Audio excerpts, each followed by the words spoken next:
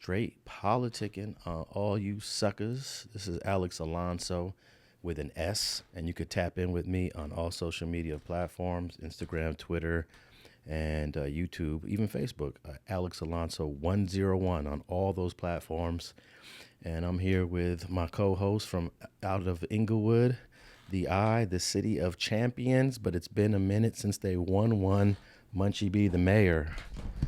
And the last championship they got, I think, is what football team that won that? The Rams? No, it's the City of Champions, and yeah, the Rams. That wasn't that long ago. That was 2020, right? I think that was 2020. Less than that. Less than that? Less than that. Okay. Like what because they first year in that stadium they won. Yeah, they did. So it was less than that though, but yeah.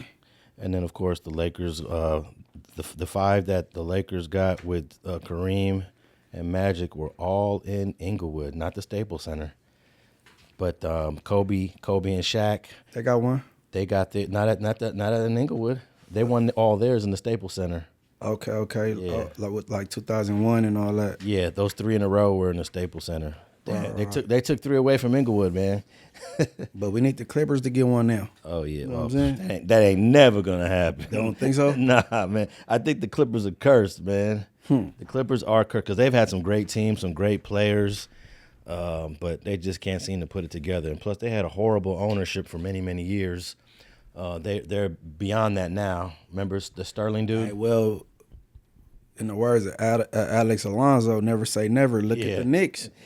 Oh, The Knicks finally got one. hey, the Knicks been deserved one. They've been How deserved they one. It's 99. Yeah. That's 20. That's 27 years. They should have won in '99, but of course Patrick Ewing was unavailable, and yeah, it's unbelievable.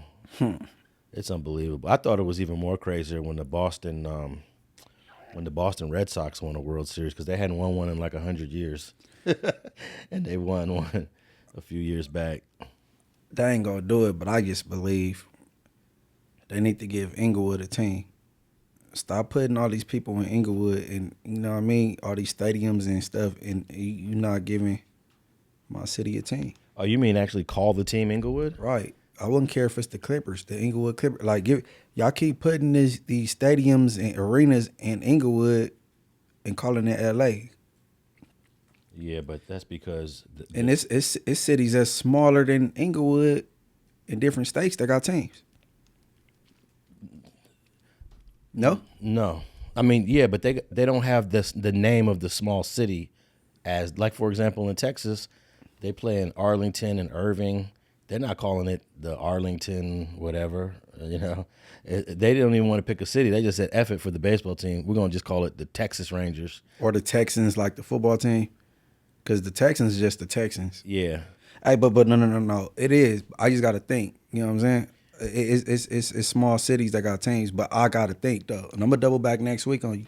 Because the Golden State Warriors, I think they're starting to refer to them as the San Francisco Warriors, or are they still Golden State? I haven't really been paying. No, they go to state. Because they moved from Oakland to San Francisco, which I thought was messed up. They went from a black city to the white city. I think Oakland too ghetto for them, man. That's why the Raiders shook. That's why, you know what I'm saying? I think Oakland a little too ghetto. Everybody says that about teams. Like the Yankees have been in the South Bronx for over 100 years, and there's always been threats. How big is the Bronx? It's a decent size, but it's the hood. It's the ghetto. And they've been threatening, oh, we're gonna move the Yankees somewhere else. Nah, the Yankees. It don't matter about the hood part. You feel me? Because shoot, the White House is down the street from the ghetto. You know what I'm saying? Yeah. Well, so why did that? But I'm gonna do my Googles, my research and homework, and there's some cities around the size and population of Inglewood. 100,000. That's basically Inglewood's a little over 100,000, right? So I can't think of any city that got a baseball or football or basketball team named after them in that size range. Now they did try to call the Angels the Anaheim Angels, but that didn't work. The California Angels changed the name to something. It was just too many words. They still the Los Angeles Angels of Anaheim. They still throw Anaheim in there. Yeah, they doing their best to try to throw Anaheim in there, but that's horrible. Watch when I double back. You gonna see. Nobody care about Anaheim when it comes to the big time sports. You know, it's the Los Angeles, is it the Los Angeles Angels of Anaheim? What that? Yeah, it's sound something like crazy. that. Yeah, long ass title, but Hey, this got to be the biggest drought. I just looked it up. The Boston Red Sox, they won a World Series in 2004, and they hadn't won one since 1918. So that's 90, almost 100 years. Almost 100 years. And they beat the Yankees when they did that. It was so bad. That was so bad. and they on the 20. How long it's been since you said 2024? 2004. 2000. Oh yeah, 2000. Okay, yeah, they still on the drought. They still on the drought. 22 years. Oh, I don't know. Did they win another one after that? 22 years is a minute. No, I'm not sure if they won another one after that, but that was. I don't know if that's the longest drought in professional sports history, 1918 to 2004. But people were saying, "Nah, Boston ain't never gonna win one. They always lose. They always lose." But they finally won one. All right, what football team ain't never won a Super Bowl? Ooh, Or it's a couple of them. I don't know. I couldn't tell you that. It's got to be a few. I don't know. I couldn't tell you. I guess. Oh, San Diego Chargers. I don't think they ever won one. They didn't win one with Jaren Sale? Nah, I don't think the San Diego Chargers ever won one. I'm trying to see if Boston won another one after. Oh yeah, they did. They did win because they had a great team. They won another one in 07 and then another one in 13 and 18. So Okay. They've been doing their thing. Yeah. Okay. So they they won one in 1903. They were dominant in 1912, 15, 16, and 18, and then didn't win another one until 2004. There we go again. You said San Diego Chargers, L.A. Chargers. See, they got the L.A. Chargers sitting in Inglewood, the L.A. Rams sitting in Inglewood, the L.A. Clippers sitting in Inglewood. Oh, yes. Hey, man, look, bro, y'all gotta start renting bedrooms and just get the house, bro. How come the New England Patriots aren't called the Boston Patriots? I believe they play. Well, actually, They're in New Hampshire, right? no, they're in Foxborough, which is in Massachusetts. So, and I think that's a very good strategic naming device because you're catering to the whole region to be fans. Because you got other states there. You got Rhode Island. You got Delaware. The New England region covers Vermont, Connecticut, and Massachusetts. So rather than just calling them the Boston Patriots or the Massachusetts Patriots, they said, F that. Let's get more fans. We're gonna call it the New England Patriots. So you think that'd be a good move if they had like the DMV Warriors? Oh yeah, because you're catering to Virginia and Maryland. Mm-hmm. You're trying to get that fan base. Right. You know? And that's why I think the Angels for many years were called just the California Angels, Texas Rangers. But I don't think we're ever going to see Inglewood's Rams or Inglewood Chargers They out of line, man. or the Inglewood Lakers. Nah, it would never be a Laker for sure. The Lakers ain't never budging, but man, you give us the Chargers, we'll take the Chargers. I, even if they was the Inglewood Chargers, I'm not budging off the Packers because I'm a diehard Packers fan, always been day one. So, but you know, I prefer the Inglewood Clippers. For real. That's crazy. All right, man. I had a few things I wanted to talk about real quick.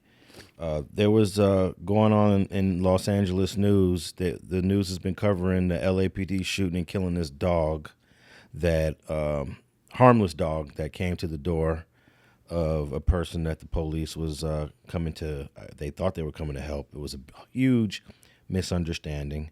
Well, we'll get into that. And then one of the co-defendants in the Julio Foolio trial that was found guilty, the four guys were sentenced to life without parole, and one of those co-defendants spoke. He had some interesting things to say. We're going to tap in with that co-defendant. And then in our genre, man, I would have to say I think the biggest story right now in our genre is the incident that happened to Shooter from Five Trey Avalon in the L.A. County Jail. And we'll talk about that at the end, but that's got to be the biggest story right now in the last several days. Right. It's crazy. Yeah. And it's a good reminder of the unpredictability of the Los Angeles County Jail. You could walk in there and think everything is hunky-dory, and the next thing you know, you're getting rolled up. And you know very well, Munchie B, the ups and downs of the Los Angeles County Jail. and you probably had a friend or two that maybe had to fold it up. And everybody knows somebody that had to, they went out bad. A little disappointing to hear that someone you knew or grew up with or was tight decided to fold it up. Mm-hmm. I've been disappointed a few times. And as an older person myself in my 50s, I don't really, it doesn't really bother me as much as maybe younger generations as yourself. I do believe that you do have to, you do got to defend yourself. And if someone calls you out to a rumble or a one-on-one, you should answer that bell. You should answer that bell. But I'm understanding that there's some people that are just not built for that. It took me many years to realize that. I come from a family where everybody was tearing up stuff, But I understand not everybody is built for that, Yeah, I'll further elaborate on how I feel about that when we get to that. Yeah, we'll get to that. Yeah. And I just will lastly add that, I had a father once that cold cocked a police officer in his jaw, and he did that in his, I want to say this happened in 94, 95. So my dad would have been in his 50s when he did that. Yeah, my dad was 55 years old. Cold cocked the cop in his face. And I was like, wow, bro, why are we doing this? That's the dad I had. But we'll come back to Baby Shooter from Five Trey Avalon. Right. But I don't know how I feel about these police officers shooting and killing a dog, man. It just goes to show the level of nervousness, or I don't know what the right word is, scariness or reluctancy that some of these officers have. Sometimes I think these people aren't even built to be cops. Agreed. You should not have joined the force. It's like soldiers who go into the military, and when it's time to get on the front line, they freeze up. It happens all the time. And I guess you don't know what your reaction is going to be until you're on that front line, because you're never on the front line until you're on the front line. There's no practice for being in war, right?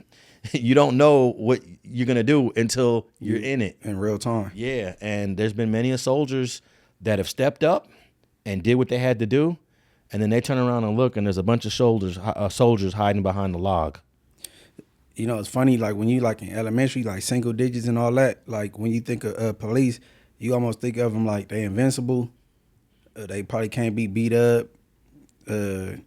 Although we play cops and robbers, we want to be the robber, but they almost like not a superhero, but you think they invincible. So when you hear like, they getting startled by a dog, you know what I mean? It's kind of crazy. Or you hear about the dude from Harbor area beating the cop up, taking his gun and whooping him out. Like, it's just like, you know what I'm saying? It's crazy. Yeah, I guess when you're a kid, you're not exposed to these topics that we talking about. Right. So you have a different view of the police. Right. You think they just unequitable. You know what I'm saying? Like, oh, yeah.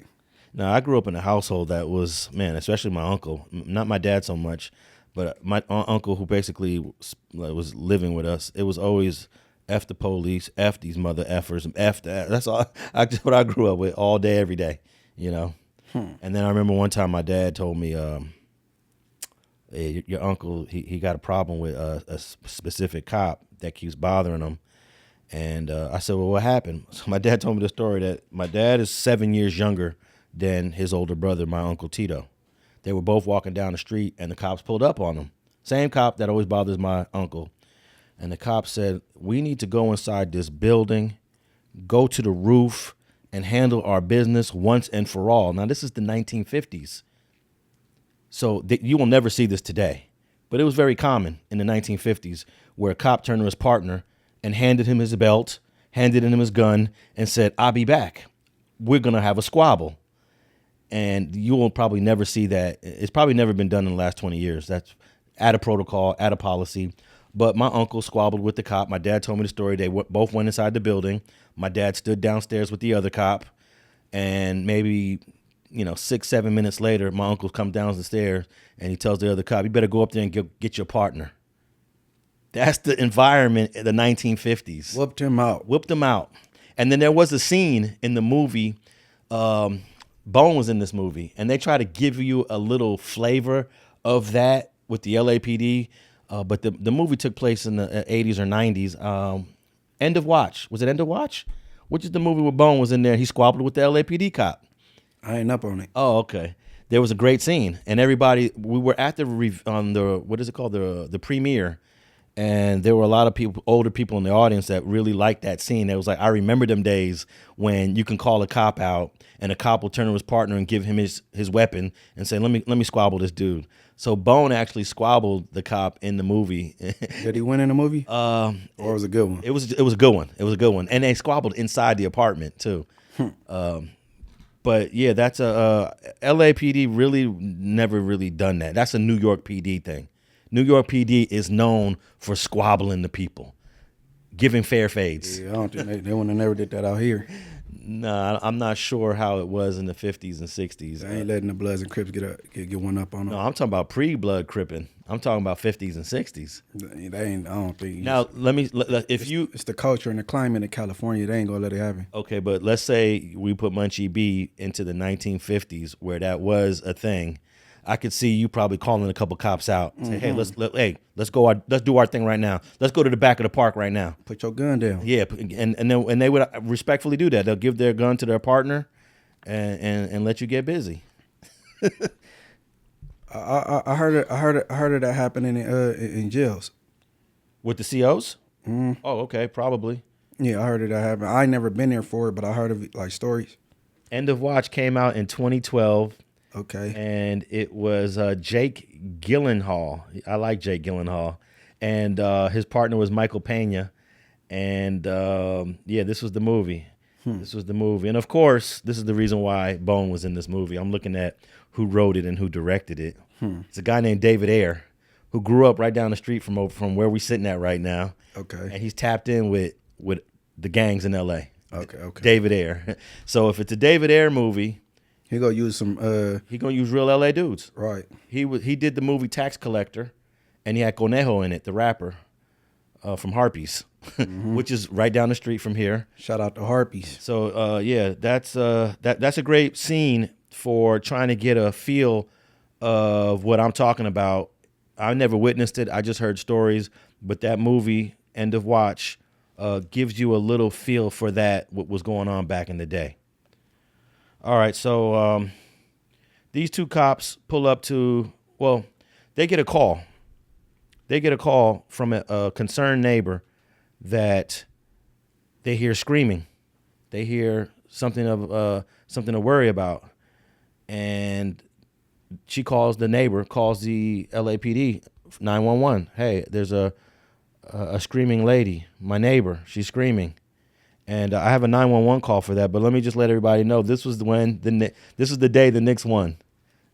This was the day the Knicks won their title, which they hadn't won one in a long time. Not as long as the Boston Red Sox, but it's been a good 50-something years. I'm going to play the 911 call. LA City 911 operator 972. Hi, I'm not sure if anyone called it in yet, but I heard my neighbor at 75 Jordan Avenue. I think their unit is. She's been screaming, "Oh my God," for 20 minutes, like something really bad happened. I just was wondering if someone could do a wellness check on them. Okay. So they only need a wellness check?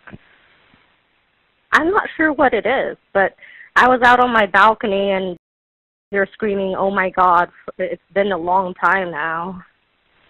Okay, did you hear or see anything else?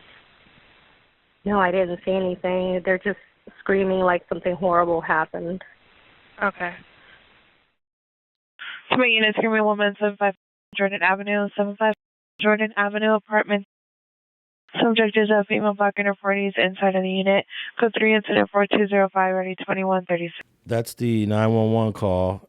And I thought the funniest part of that, Munchie, was the part where she said, I just hear her saying, "Oh my God, it's been a long time." I don't know. Don't you think that it's pretty obvious that it's not really. It's not an emergency? Right. It's been a long time. Like, that sounds like excitement. And what frightened person says, what frightened person or somebody in danger is yelling, "It's been a long time"? So I guess, the policy is they got to send out a cop. They got to send a cop out to her apartment. And they send out 2 police officers. And I have, let's see, what should I play here? Well,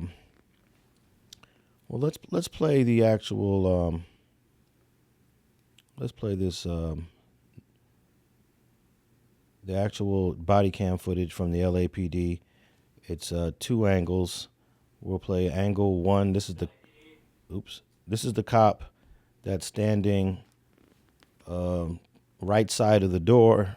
You can see the cop standing on the right side of the door. It's from the camera of the cop standing to the left side. Actually, let's play the other one first because it's showing the cop that shot. We're going to play from the perspective of the cop. Here we go. This is the perspective of the cop that shot. Police department.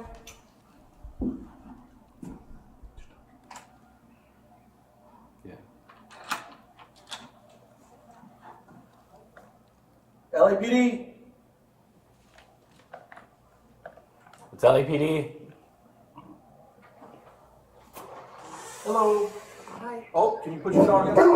Jameson. Put your dog away, please. Put your dog away. Put your dog away. Fuck. Dude. I ain't getting bit by that, bro. Is the dog put away? Please put the dog. It's all good. It's all good. We He's not aggressive. Huge. Put him in.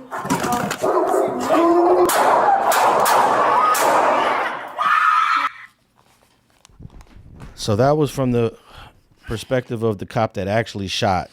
And, hey, man, this is a poodle mixed golden retriever. So it's got the poodle type of fur, but it's got the golden retriever type of body shape. So it's not the little poodle. It's a medium-sized dog. Completely looks unaggressive, but he did come out, and he did start going towards that cop.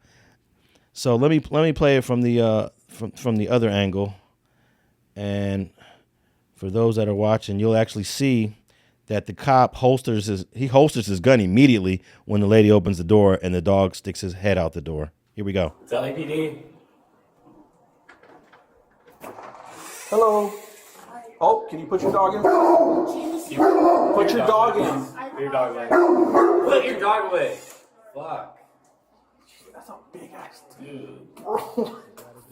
I ain't getting bit by that. Dude, that's a big. Is the dog put away? Sorry, he's not aggressive. Oh, he's huge. No. Put him in.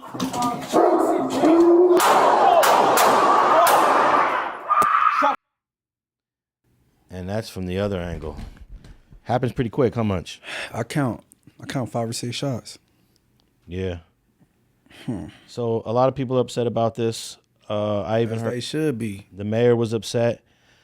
And I hate to use this word, man, but it's almost cowardly that you air out a dog that is completely harmless. You let off shots like real close to that lady. Very close to that lady. The lady was in the line of fire. He's shooting down at the dog, obviously. The dog is short. She's a taller woman. So, but she could have caught a ricochet. Shooting right in her line. So let me play this news clip, and then we'll talk a little bit about it. Now, an Eyewitness News exclusive. We are hearing tonight from the neighbor who called police the day a dog was shot by LA police officers in Canoga Park. This all started when police responded to reports of screaming over the weekend. What ended in tragedy turned out to be the dog's owner celebrating the Knicks winning the NBA Finals. Eyewitness News reporter Tim Pulliam spoke with the neighbor and has more on the GoFundMe that has exceeded expectations. The neighbor who called 911 says that they have not been able to sleep in nearly a week since police shot and killed their neighbor's dog. Now they're coming forward apologizing for what happened here. This gripping moment now seen across the nation. The story of Marie grieving the death of her golden retriever poodle mix Jameson, shot and killed after police arrived to her home off Jordan Avenue in Canoga Park. He's such a good dog. Police were called there Saturday evening when a neighbor asked them to do a welfare check after hearing screams from the home. But it turned out to be Marie celebrating the New York Knicks championship win. The neighbor who called for LAPD speaking out for the first time. Why are you crying?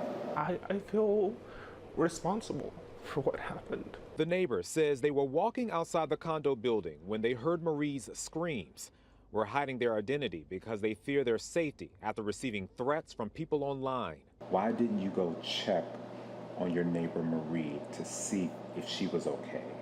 I was screaming to her balcony for a while. I called several times. I kept going, hello, are you okay? They said their past experience with domestic violence triggered them to call police to Marie's home. They were very hostile. They were banging on that door. It sounded like with a baton or something. And they were like, LAPD, answer your door, LAPD. That's not how I thought a wellness check would go. LAPD says when cops arrived, the dog rushed toward officers and attacked them. The barking continued after a second, and then 5 gunshots, back to back, just boom, boom, boom, boom, boom. But the owner's son told me off camera the 2-year-old dog was energetic, not violent. A GoFundMe page for Jameson is nearing $200,000 in support. What lesson has this taught you? I think it's taught me just not to trust the LAPD.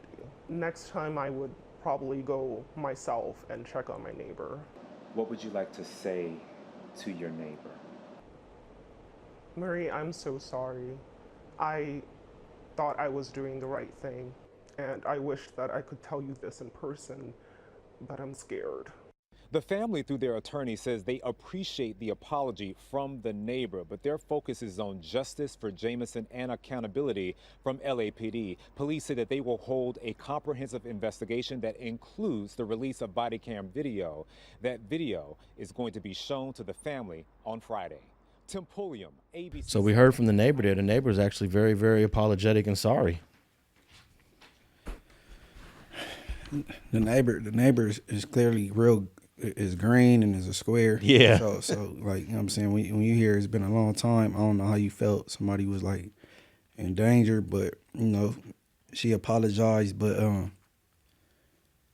and she exaggerates too though, because we heard the body cam. It wasn't really like no boom boom boom LAPD. She exaggerating that. You're 100% right. I was gonna say that they came to the door just regular. Right. Yeah. It ain't the type of knocks I'm used to from law enforcement. Yeah. So she exaggerated that, and she probably exaggerated that the 911 call for 20 minutes. I heard, oh my God, for 20 minutes. Right. So, I mean, they accept our apology. That they getting overwhelming support through GoFundMe for sure. What they say is nearing 200,000. Well, I just pulled up the GoFundMe right now. It's at $244,000 for Jameson the dog. And they have a picture of Jameson wearing a Knicks jersey. So, oh yeah, those fans. They was hardcore New York Knicks fans. Might be original New Yorkers. And so I don't know. The body cam footage was released, and the LAPD said they're going to investigate it, but I don't think nothing's going to happen to these cops. No, realistically, they need to be forced to resign. Because that's negligence, bro. Even just letting off all them shots, no matter if they was aiming down or not, it's a woman that close. You know what I'm saying? So like, and then like, that's what I'm saying. Like some coward shit. Like it's a dog.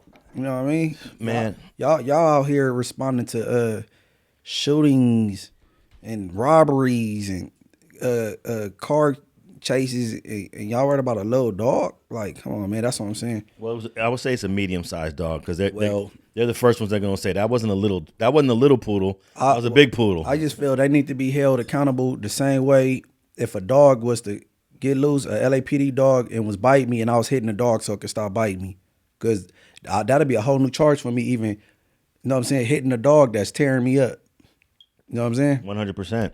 Especially, we ain't even talk about unaliving a police dog. So that I'm just talking about hitting it, or you know what I'm saying. But it's crazy. Yeah, this dog, surprisingly, I've never seen a GoFundMe at $247,000. I haven't seen humans get this much money, let alone a dog. And it's growing. It's still going. Man, I'm happy, man. I'm happy. Justice for the dog. And then, you know, LAPD go out to break this lady off. Oh, yeah, they're definitely going to have to pay her. And it's going to be definitely in the seven figures. Hey, because, you know, these dogs is like family members.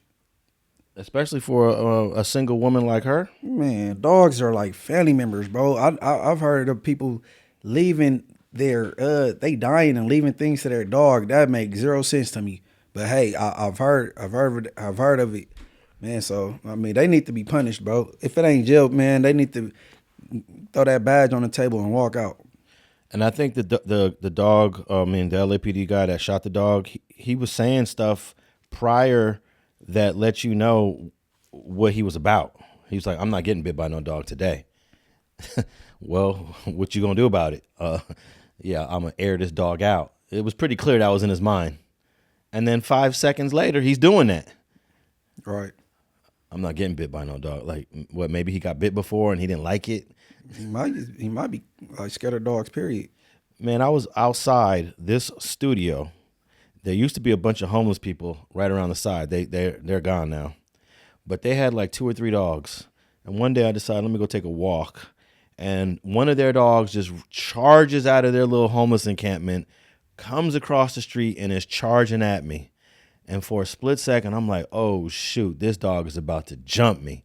So I just started bracing for it. And I was getting ready to kick it as soon as it jumped on me. And then they ran out the tent, and they started screaming at the dog. And the dog stopped literally like 2 feet in front of me. Yeah, I was a little nervous. But even if I had a gun on me, even if I was strapped, I don't think I would have pulled the gun out. But what you're describing is a whole different scenario. Like, first of all, you're not law enforcement. We're not expecting you to be the bravest man in the world. These supposed to be the, serve and protect dudes.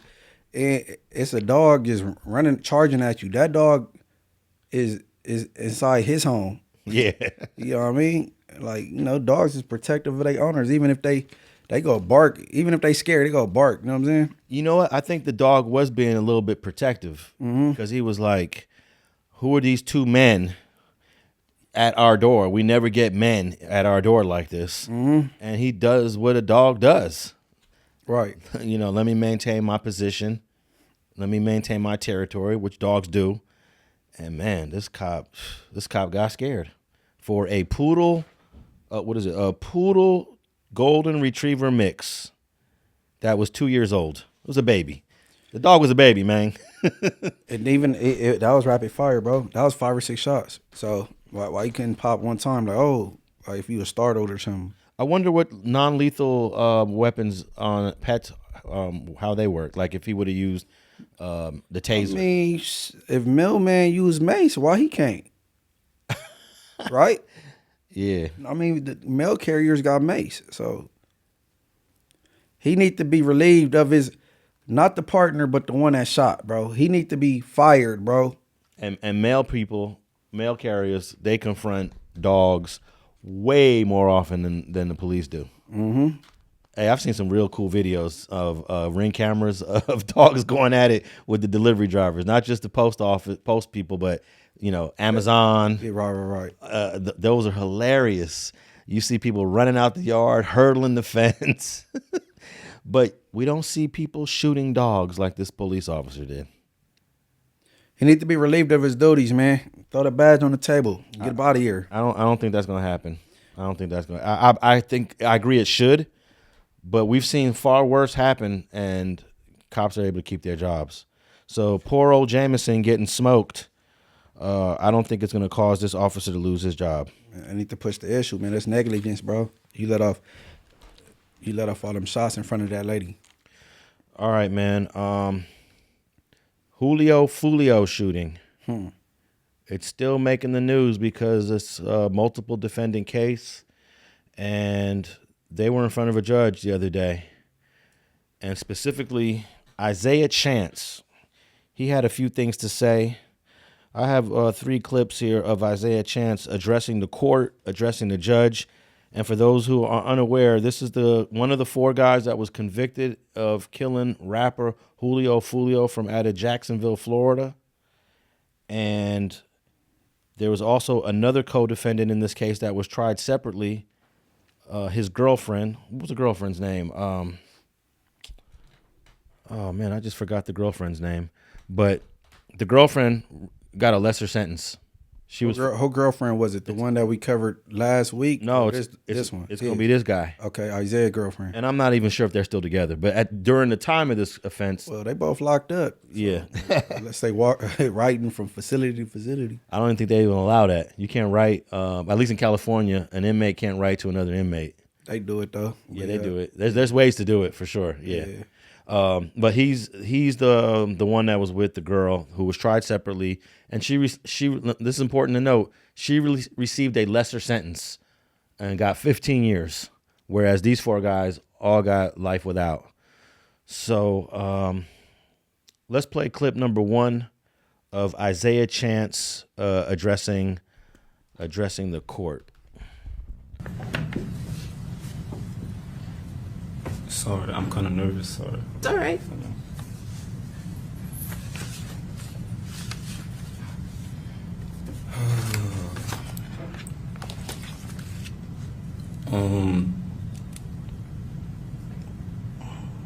Sorry, Judge. What I did right, Sean kind of covered like how predominantly what I did right. Okay. And my lawyer just told me I couldn't talk about a lot of things. So.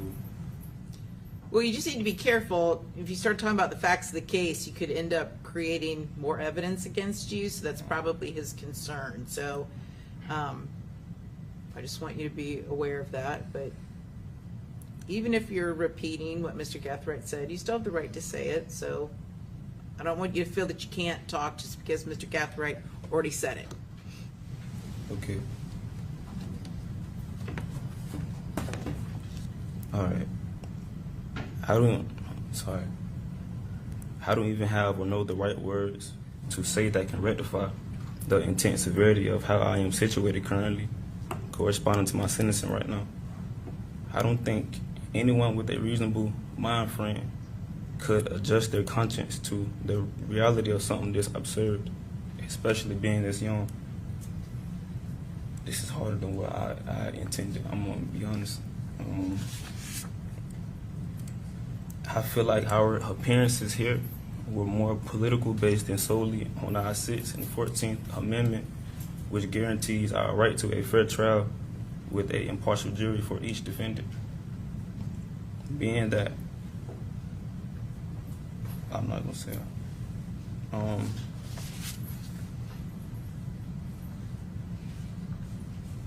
I wanted to say something to you directly. No, that's fine, and you're more than welcome to disagree with any way I may have ruled in the case. You just can't repeat the facts. Yeah, yeah. You don't need to repeat the facts, but you just can't be rude to me. That's all I'm asking. You can express disagreement. I have thick skin, and there'll be an appellate review of everything I did, but just don't be disrespectful, because then I'm gonna have to tell you to sit down, and it becomes a thing. So Yes, let's ma'am. just not have a thing. Yes, ma'am. All right. Okay. So, thank you. You all right. So, Judge Cisco, unlike the rest of my co-defendants here, they all are charged with being the alleged shooters and have the same verdicts. However, me, on the other hand, the one who was charged with me for playing the same alleged role as I, gets found not guilty for what I am charged with. Alicia case didn't contradict the alleged shooters versus the state case. I don't even think it's possible it could have. However, it contradicts mine being the only principle here, because both of our jury's decisions contradicts each other. The only nuance here is I went to trial with 3 other people who have the same verdict as I, and she didn't. Alicia get found not guilty for my current charge. It wasn't a coincidence. Basically what I'm saying is Alicia and the state alleged that we played, that's getting into like the facts of like the case. Well, that's okay. If I'm hearing you correctly, you are taking issue with the fact that I don't know if she's your current or former girlfriend, but She went to trial. She was convicted of a manslaughter and got 15 years, and now you're here facing life. And that I would assume that seems unjust to you. Is that correct?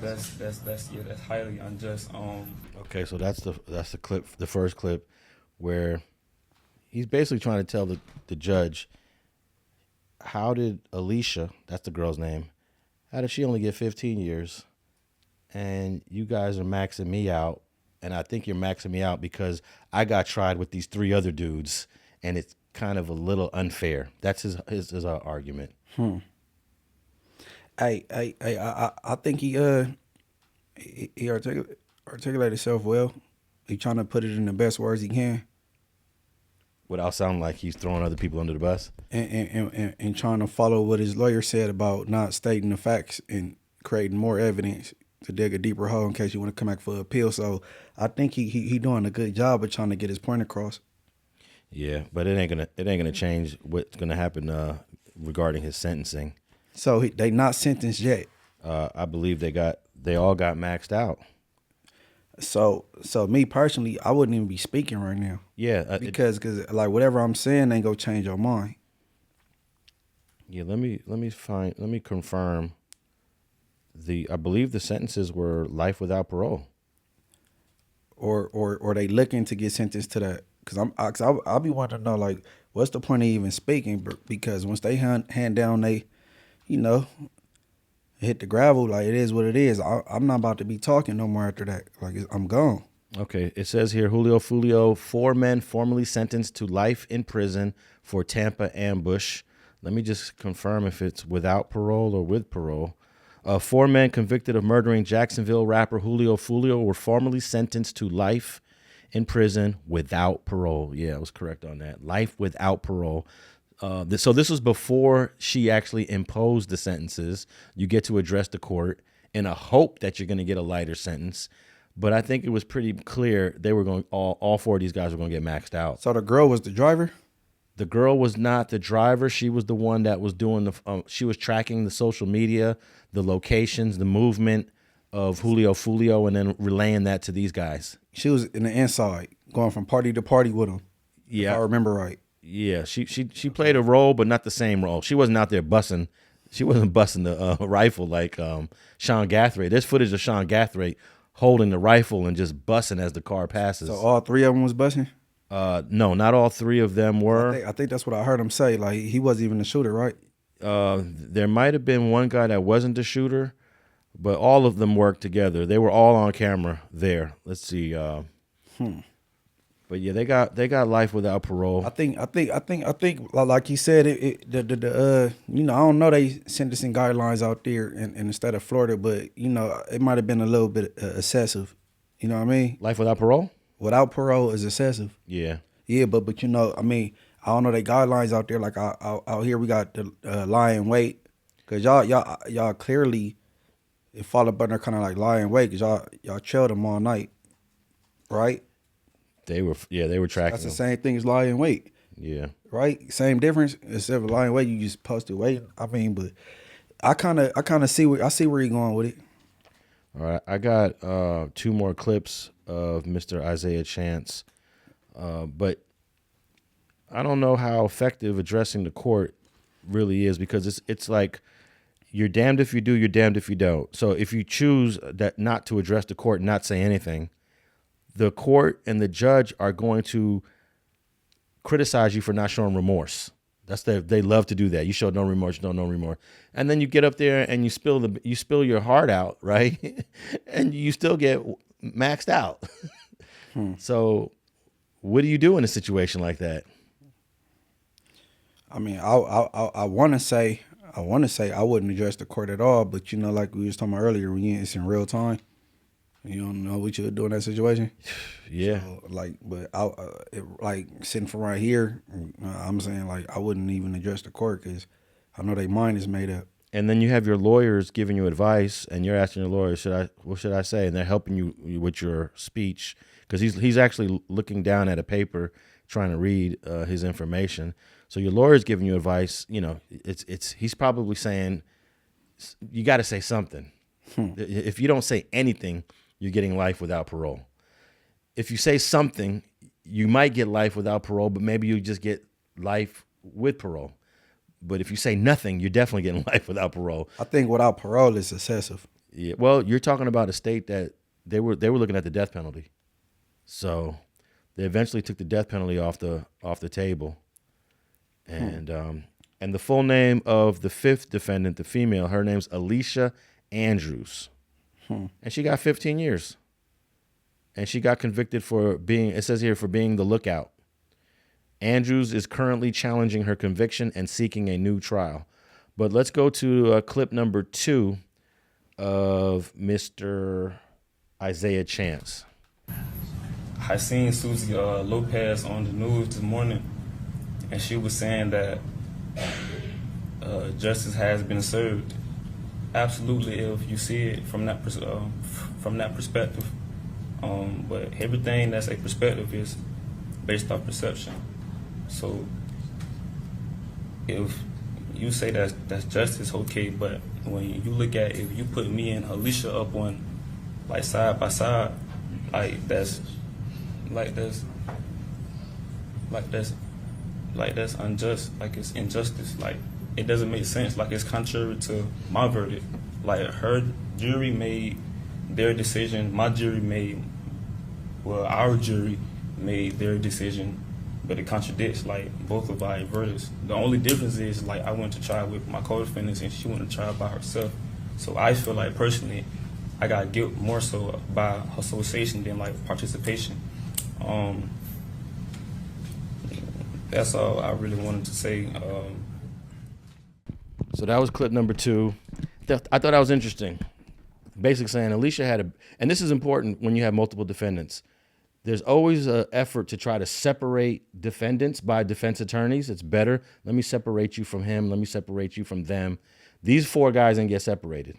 3 or 4? It's 4. Okay. They all got tried together. And when you get tried together like that, it doesn't look good. The optics are bad in a courtroom. 4 niggas all sitting there for murder. That just don't look good. Now, if it's you by yourself, you control everything as what the people see. But you got 3 other guys. You got to worry about what's he saying. Is he smiling? Is he going to say something? It's just, you never want to do that. So he's basically saying Alicia got tried by herself with another jury and was found not guilty of the stuff I was found guilty of. And that's the same evidence. The same evidence for her as you got for me. And here I am with a heavier sentence. Yeah, I get it. But y'all roles was different. You know what I mean? Y'all roles was different. So it can't be the same evidence. Yeah, I don't know how true that is. You'd have to have watched both of these trials, which we clearly didn't do. But he's definitely trying to say I played a role similar to what Alicia played. That's what he's basically saying. But hey, you got different lawyers. You have look. There's another thing you got to point out. Alicia Andrews, she had a different lawyer than you did. Alicia Andrews, she had a different jury than you did. And we don't know how the evidence was delivered in that trial. We don't know the objections. We don't know how the difference of delivery of all the information. I don't think you can compare his situation in this court and her situation in a whole nother court with a whole nother judge with whole different attorneys. It's just different, man. So I heard you right. You said they trying to paint it like he throwing her under the bus. Some people have been reacting to this clip, this specific clip on the internet, and saying that he's saying that, oh, why she didn't get a life sentence like me. And I'm like, I don't think that's what he's saying. No. He's not saying why she didn't get a life sentence. He's saying the difference on how the case was handled. Yeah. I don't look at it like he threw nobody under the bus. Hey, you'll be surprised if you do a search on this. There's at least 3 or 4 people already saying, oh, you want your girlfriend to do a life sentence like you? You want the child? I think they may have a child together, or you want her, your baby mama, to go to prison for life like you? And I said, let me go listen to this, and I didn't hear that. Yeah, you know how the internet works, though. Oh, it's horrible. All this guy is basically saying, why am I getting a life without parole sentence? Well, he hasn't been sentenced yet, but why am I getting sentenced to life without parole? And the evidence against Alicia Andrews was similar to my evidence. That's it. He ain't saying why Alicia didn't get life. Right. Of course not. He wishes he got a 15-year sentence. Right. You know how happy these guys would be if they just got 15? Yeah, but shit, she should be happy too. Well, she's challenging her shit. Yeah, she a girl. I guess she'll understand the severity of it all, but she should be happy. She won with that 15 years. Yeah. 15, 14, whatever it was, she won. All right, the last clip, I think the last clip was, you know, as a older, mature guy, I think was the most important thing he said. It's a message to the city. It's a message to Jacksonville. It's all right, because this is way more harder than I anticipated. But that's all, thank you. Sure, sure. And you probably know when Miss Andrews went to trial, she basically pinned it all on you. Absolutely, yeah, I know. You know when, as I sit with my lawyer, like he's probably shivering over there because he don't know what I'm gonna say out my mouth. Right, he's very concerned. Yeah, definitely.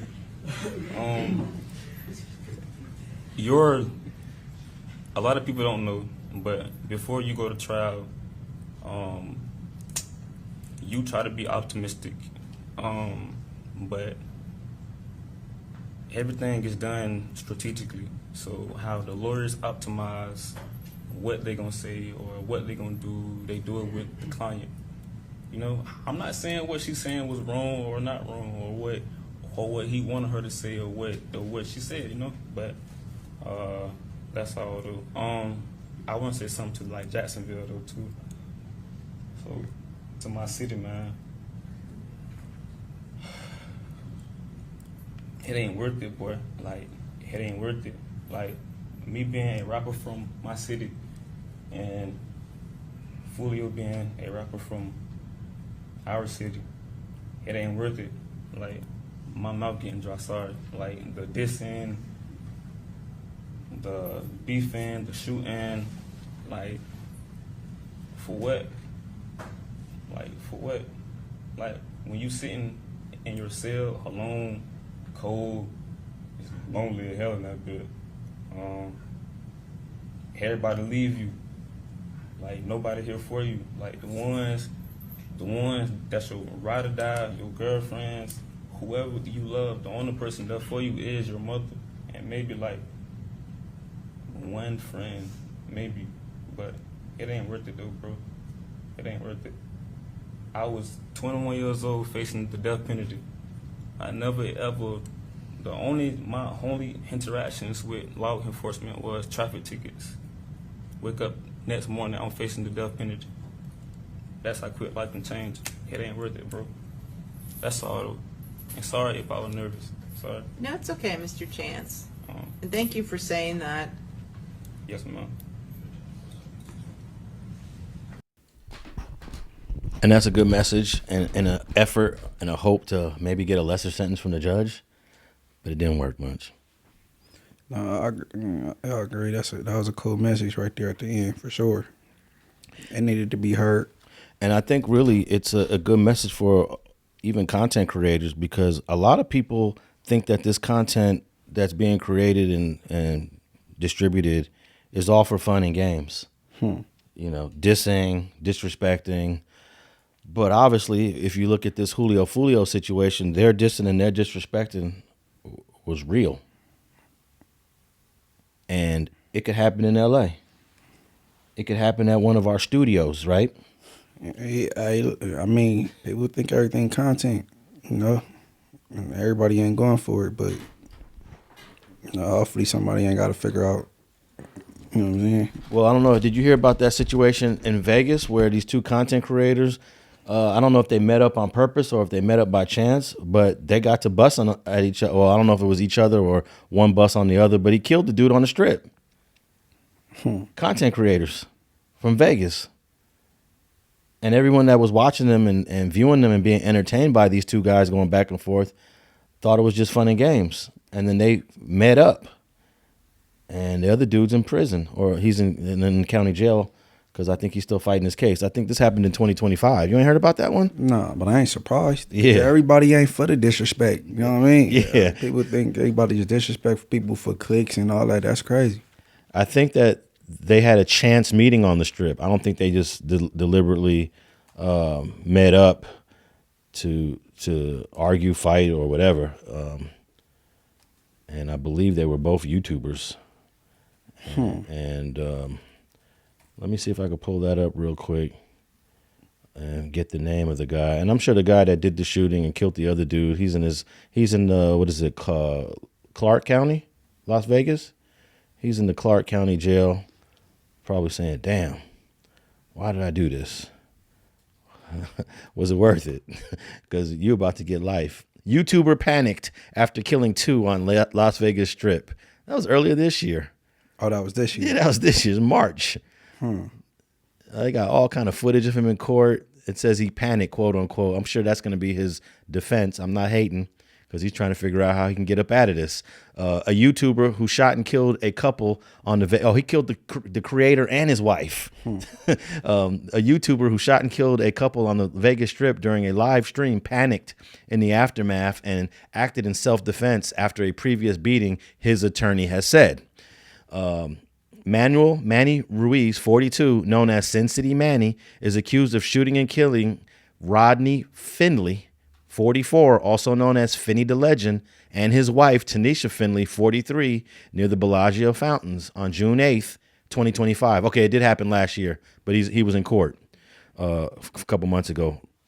Last summer, a Clark County grand jury voted to indict Ruiz on 2 counts of murder with the use of a deadly weapon. Ruiz pleaded not guilty. So there's a whole, this is Vegas, and we're not really tapped in with the Vegas content creating space. Sin City Manny, that sounds like something that followed me though. That's no, for real. That sounds real familiar. Sin City Manny. And he killed Finny the Legend. And these were 2 guys that was beefing, going back and forth with thousands of people watching, being entertained, thinking it was all fun and games. And guess what happened when Sin City Manny and Finny the Legend crossed paths? It went up. It went up. And he got his wife killed, Tanisha Finley, 43. Innocent. 41-year-old Manny Ruiz tells our camera he's innocent Thursday. Ruiz appearing in district court after a Clark County grand jury voted to indict him on murder charges. That grand jury shown this police body cam video, which prosecutors say recorded the sound of gunshots fired from Ruiz's gun.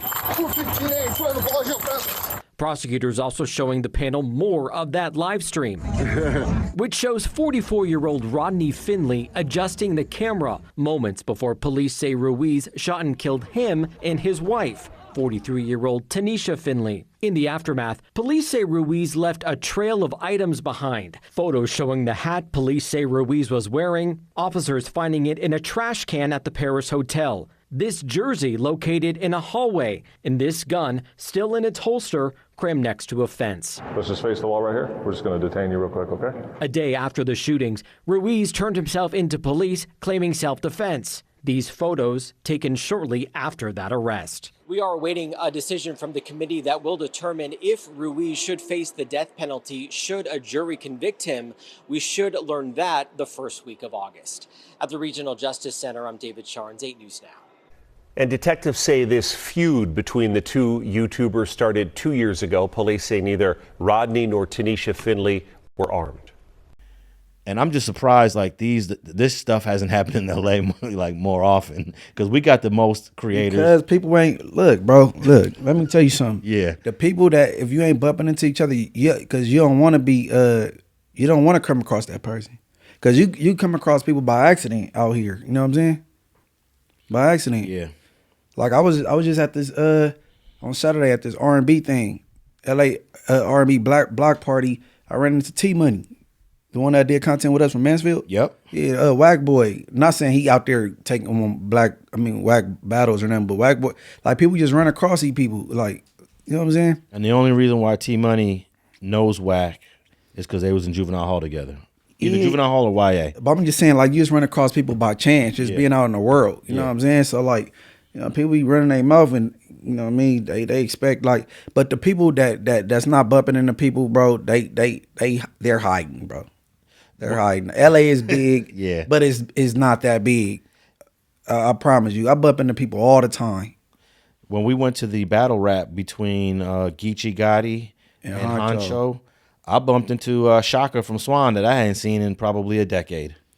It was all kind of people in there, man. Yeah. But when you out there in the world, you might, you know what I'm saying? But please believe these people that ain't trying to bump, like that's not running into the right people, like Poetic Federal or Whack 100. They not outside like that. Yeah. When I say outside, I ain't talking about hanging on the corner or in a park. I'm just talking about living life. Or walking through Fisherman's Wharf in San Francisco with your quote unquote bootleg thugs, your bootleg goons. I mean, hey, bro, I'll be everywhere. I'll be bumping into all kind of people, bro, because I'm enjoying life. You know what I mean?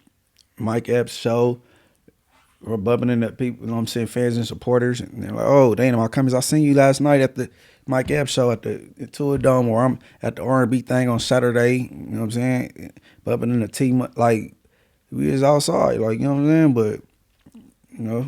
Hey, the other day I was walking down towards Adams. I decided to take a walk. I'm always trying to get my 10,000 steps in. So I went to Western, I was gonna walk to Adams, and then I saw the bus, and the light had turned green, and I was gonna catch the bus, but I said, I'll just do the walk. And then once the bus had crossed the intersection, it had stopped, and the bus driver was looking at me, like pointing towards me. I was like, this bus driver stopped after the bus stop? So I crossed the street, I jogged, I went quickly, and he opened the door and he was like, hey, Alex Alonso, I watch your shit all the time. The bus driver stopped for me so I get on the bus. And that's really being outside, because I know none of y'all is getting on the bus or getting on the train, and I have a car. I just like to walk around and get my steps in. And you bump into people when you're on the bus, and I don't have no shame in seeing people on the bus because they already know who I am. Right, you know? right. And I'm just taking the bus like 3 stops. You a parking rider for sure. And I'm taking it a very short distance too, which is just down the hill, as we say over here. We got up the hill and we got down the hill. I was just taking the bus down the hill. But you outside all the time. I'm always seeing you at different events, and it ain't no telling who you're gonna bump into. I run into Whack Boy all the time, man. Shout out Little John. He see me all the time. All the time. All the time. So it's like whatever. But more, I wish all them guys, much success. But this Las Vegas incident, and then of course the Jacksonville or the Julio Foolio incident, it didn't happen in Jacksonville, but they're from Jacksonville. It should just serve as an example, as it can go up in LA. LA is not immune to this type of conflict. In fact, we are known for this type of conflict. Right. Just not so much where it's overlapping with the internet yet. There may have been a few skirmishes here or there, but I'm talking about just all out dudes getting, knocked off, murdered, and just aired out. Yeah, man. And I talk to too many people that just think, oh man, it's just entertainment. Else, why you tripping? No, it ain't. No, I'm not entertained when somebody's saying that, oh yeah, I got beat up and got my Schwinn bike taken. Oh yeah, I heard you got fired too. I got fired. Yeah, all that. I had my skateboard taken. I had my bike taken. I was gonna take the dog, but it was a mutt. Remember? Oh yeah. Yeah, all that. Hey, that might be entertaining to some people, huh? Is that really entertaining to some people? I mean, those was entertaining, but when you go too far with the disrespect, you know what I mean? Because you got family members and kids. Well, everybody do. We got, you know what I'm saying, adult children watching this BS and people being disrespectful for entertainment purposes. That's crazy. But he's also adding in the course of me getting my bike taken or whatever, I'm also getting whooped out. I'm getting stomped out, whooped out, beat up, and then I come back after I heal. I come back and it happens again. So I don't know. I ain't entertained by it. Maybe there are some. Me neither. So Alex Alonso, he goes on this rant. They took his shoes one day. Next week, he get a new bike, the Swins. Those of y'all probably up on the Swins. He coming down the block, down Adams on the Swin. They fire on him, take his Swin. He run home. He heal up a little bit. He back out there. He got a brand new skateboard. He's scooting down Arlington on the skateboard. They clothesline him, hit him, take the skateboard. So after they kept taking everything from him, they started to take his dog, but he was a mutt. So they let him keep that, right? So he's a fairy. It's what it is. Everybody ain't built for it. So from that, he crosses the street. His later years, go to school, get his education, salute. Then he goes to the legal side, start working with the DA's office. He's a plant. And that's a great transition into shooter from Five Trey Avalon who recently got, I guess he got whooped out in the LA County Jail. And there's all kind of people talking about this, reacting to it. It is probably the top story in our space right now. And I wouldn't want to be shooter right now. And I'm not really clear what actually happened. We're getting reports live from the county jail from Young and Hefe. I think he's dropped about 3 or 4 videos about it, which is kind of crazy. But he's giving us a play-by-play about, and then I think on another video, correct me if I'm wrong, he kind of changed it. The next day he was like, what actually happened was he turned down 2 fades. He got more information. I guess they're not in the same pod or the same dorm or the same module. Well, they in the same module but different roles. You got Abel, Baker, Charlie, Delta. So Abel and Baker will be on one side of a wall, and on the other side is Charlie and Delta. So I'm guessing Young and Hefe was on one side and he was on the other side, whereas, more so baby shooter's opposition. You know what I mean? So is it more accurate that he just turned down 2 fades and didn't want to do 2 fades? Is it as simple as that? I believe he turned down the 2 fades, and once he did that, that was on him.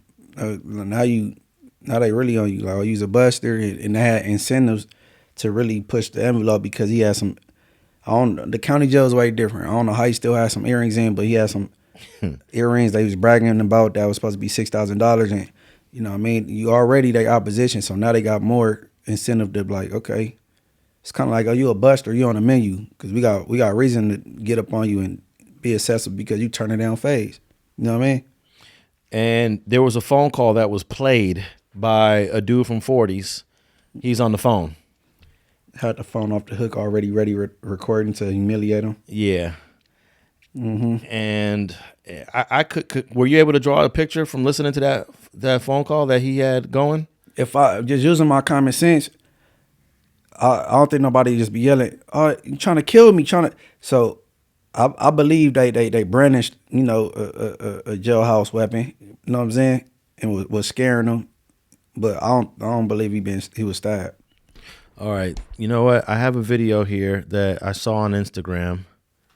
It was from attorney Jasmine, who she's obviously tapping into all of this baby shooter content. And this is what she had to say about, this is a message to the people in the county jail that are getting on the phone talking about it. And this is an attorney.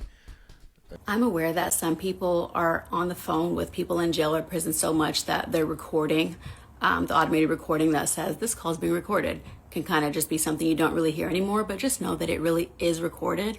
And PC, Penal Code 245A1, assault with a deadly weapon, that's what happens if you stab someone. PC 243D, that's battery causing serious bodily injury. So if you break someone's arm or fracture their ribs. Penal Code 211, robbery, if you take someone's earrings by force during that assault. And, these are just some examples. There's also PC 182, conspiracy. So if multiple inmates, for example, participate in carrying out an assault. And then there are enhancements. So if prosecutors can prove that an attack was committed in association with or at direction of or for the benefit of a criminal street gang, there's that enhancement. And then also when you break bones, there's a GBI enhancement. That's PC 12022.7. And, just the list goes on and on. So definitely, if you're going to do things like that, probably try not to do them where, there's cameras everywhere, such as county jail, and definitely not on a phone call that's being recorded. And if you are on a phone call that's being recorded and doing things like that, then maybe don't make admissions because those things can be used against you. So for example, it's me, here's my name, here's my gang. Those are all things that a prosecutor can use as evidence against you. So again, identifying your gang moniker or claiming responsibility and referencing your gang membership, all of these things on the recorded line, because again, it's really recorded, are not going to be beneficial to you in a trial. And of course, if you don't know by now, all of those things are pretty serious and or violent. So it's a lot of stuff stacking up, especially again, if you're already in county jail, then, you know, a prosecutor could argue that such a sentence should be ran consecutively, not concurrently. So, you know, after whatever you're already in there fighting. So, don't do that. Thank you. Hey man, I gotta wait. Even though some of those things that Attorney Jasmine said may not have happened, such as the stabbing, many of those things that Attorney Jasmine said did happen. And many of these dudes are just freely identifying themselves, their hoods, over these phone calls. And I wouldn't be surprised if Nathan Hochman, the new DA, decides, hey, let's start charging some of these people. Who knows, Munch? Nothing gonna come of that particular incident though. Cause how you gonna get charged for robbery for something you ain't supposed to have anyway? Some earrings, you're not even supposed to have that. Like what? You're not even supposed to have it. Like so where the charge at in that? And then, you know what I mean? It can't be no GBI because the dude ain't in medical. He went to another module in 2100. He not even in what they call Browns, and you know where you clothing the Brown County jail suits in the medical. So I mean, I get what she's saying if everything was how people think or how he tried to explain it, but in that particular incident, I think they good. But even identifying your hood and identifying your moniker, that can go bad just for whatever case you're in there fighting. Let's say you're in there fighting and trying to say, you know, you're trying to defend. I don't think he care. That particular person. Yeah, the dude. He facing a heap of time. I think he just know he threw 4 anyway. He know he's washed up. Yeah, We talking about the dude from 40s. Mm-hmm. Okay, he's washed up, but you know I still don't like seeing that because, hey, I could tell you this: I thought people were washed up when I'm getting the discovery on the case. I swear, when the dude from 60s. Newborn? Which newborn was he? Baby? Little? Oh, no, not newborn. S-born. S-born. My bad. S-born. When I'm reading the discovery on this case and he aired out 2 dudes, I was like, damn, bro. My initial thought was, damn, you washed up, bro. That's a double homicide. Boom, acquitted. Even with Baby Rev, I was like, oh, man. Yeah, but that's different. Well, with this dude, because he got a heap of charges that took place at different times, and then they all strikeable cases. Like, I think he pretty much. But I've seen the unbelievable happen in a courtroom. Yeah, I hear you. And I would always tell the defendant, no matter how bad it looks for you right now, still fight it. So doing this stuff on the phone don't help. None of that helps. Like with Poppy from 11-6 Kitchen. When he got the tattoo on his arm, he was already saying, I'm washed up anyways. He ends up getting a tattoo that the DA ended up taking pictures of it and putting it in the trial. And I was like, why would Poppy do this? He's hurting his own case. Luckily, what people ain't realizing though, like a lot of these instances and examples you giving, these are real gangbangers, and they not thinking about the smart thing. You know what I'm saying? Yeah, but they're very happy they got acquitted. No. But I don't think the general public or outside people know, like, when you see these people coming in the courtroom, what just took place downstairs in them court tanks. Like, they might have just bust on somebody and stabs and went right to court. So it ain't a peaceful place. I don't be knowing what people to expect. People and that dude from 40s is young. That's why I'm like, baby shooter, you let some young dudes, and I know the other party involved. These ain't no I ain't saying nobody no busters, but like, I mean, look, bro, I don't know what people expect out of gangbangers, and you in one of the, what they say, the second most dangerous jails in America. You know what I'm saying? They ain't in there kicking cans and holding hands. Yeah, I see what you're saying, Munchie. I expect the worst. That like, you know what I mean? So, but I expect that everyone that's fighting the case, at least to a certain degree, wants to minimize their case as much as they can. I know there's probably some people there that have the mentality, I don't give a F, give me life. But those are definitely the minority. And the DA is looking to find everything they can use against you, even in the county jail. Like in the Poppy example, they wanted to make a big deal about this BK blood tattoo he got put on his arm after the fact. This didn't happen before his offense. This happened in the county jail, and they try to argue like this tattoo shouldn't be relevant because this happened after this alleged crime. Nah, the judge let it in, you know. And let me correct, Poppy wasn't acquitted. He got 3 mistrials. He got 3 hung juries in a row, and the judge he told the prosecution, I'm not allowing you to prosecute it anymore. So that's how he came home, on 3 hung juries. And the hungs were close. It was like 10-2, 9-3, you know. I think one of them was 11-1 too. So, but he got 3 hung juries, and he came home, and he was very happy for that. He was very happy. And I'm assuming most people want to come home. I mean, if I'm going to trial, I'm not getting that type of going to trial with that, especially if it's visible. But you know, like I just had a situation last year with this gun case, and I was trying to get it throughout, you know. But I got the red flag above my eyebrow. During all this, but I just put some makeup over it and went to court. You know what I'm saying? But I'm on the streets though. Yeah, I was coming from court out here, so that's different. But you know, and there is a recent LA County jail assault that turned into an indictment. Is the one against Swifty Blue. Swifty Blue had a stabbing attempt on him. I don't know. That dude kind of different. Yeah, but that turned into a whole case that is it's actually currently still being prosecuted. There aren't I don't think there's any the verdicts yet. But man, I just hate to see all this shit being it's televised live from the county jail. That's what it sounds like. Yeah. I don't. That seemed minute to me though. What just happened with that? So, but I know it probably seemed like because you're an insider. Yeah. But as an outsider or an attorney or just the average watcher, you know, it's gonna seem a little more serious. He definitely got whooped out, so there's definitely an assault there for sure. And if he did have earrings, I don't think it matters if you're supposed to have the earrings or not. We talked about that with the unlicensed dispensary. Just because you rob an illegal weed dispensary don't mean that you face lesser charges for robbing it. It's still robbery. You know, just because you got something in your possession that you ain't supposed to have, somebody still robbed you. I guarantee you that the DA will find a way to make that stick, even though, yeah, you ain't supposed to have jewelry in there. I don't know how the heck anybody gets jewelry through the jail. The jailer takes all your stuff right off the bat. Yeah, no. Attorney Jasmine, she correct on everything, but in this particular incident, it ain't gonna go nowhere. Well, we'll see. We'll see. I'm almost positive.